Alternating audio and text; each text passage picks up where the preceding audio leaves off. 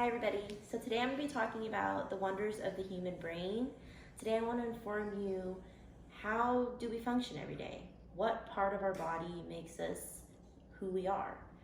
I mean, we move every day, we breathe every day, but what's the part in our body that makes us be able to do that? That's the human brain. So have you ever thought about that? I don't think so. So today we're going to talk about it. I think knowing how the human brain works is important because it gives us the knowledge, and after hopefully this speech, you'll realize that you can control your own consciousness and be able to just learn from this. So there's many parts of the human brain.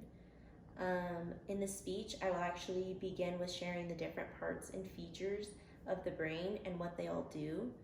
Then I will explain what parts of the human brain help us signal our bodies to move or do something. And finally, I will conclude why the brain is so important to us and how it actually can keep our brains healthy. So first I'm going to start with informing you the importance of the parts of the brain. The brain consists of three parts: the cerebellum, the cerebrum, and the brainstem. According to visiblebody.com in 2021, the cerebrum is the largest part of the brain. It's also called gray matter, if you ever heard of that, or if you've ever taken anatomy class. It's actually divided, our brain is actually divided into two hemispheres, the left hemisphere and the right hemisphere. It specializes in thought, memory, decision-making, speech, and sense of perception. The cerebellum helps maintain our posture and balance, and the brainstem is connected to the spinal cord. It also consists of three parts: the medulla oblongata, pons, and the midbrain. The main functions of the brainstem is to send signals between the brain and the spinal cord. That way, it can send a message to your brain telling you to do this, to do that. Just like if you had a certain reaction to something, like you're touching the burner and it's hot, you immediately want to move your hand. So the brain is also divided into lobes.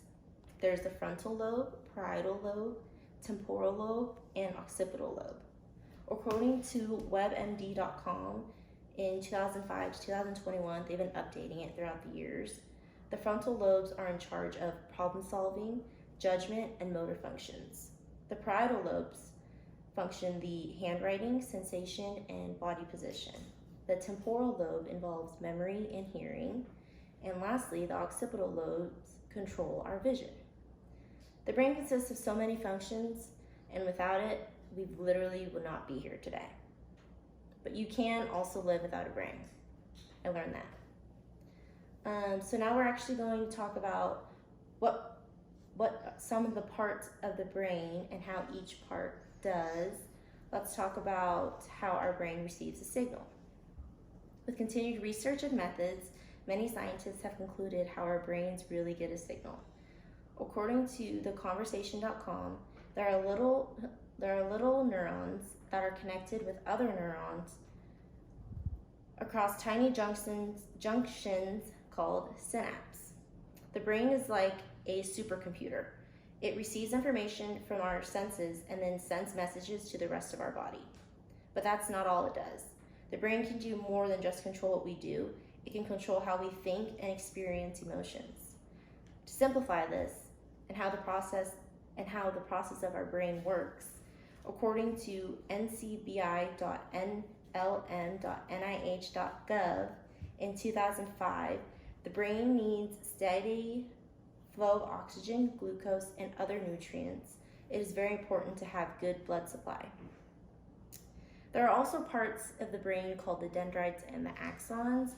Those are a huge deal when the neurons are sending signals.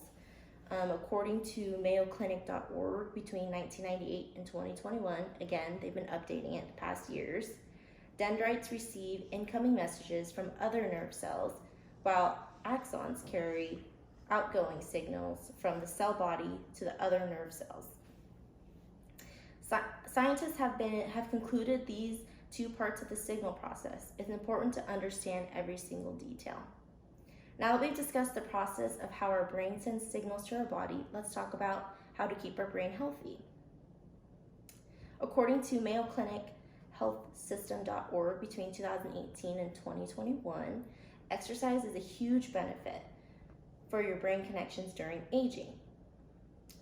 Another important key is getting enough sleep.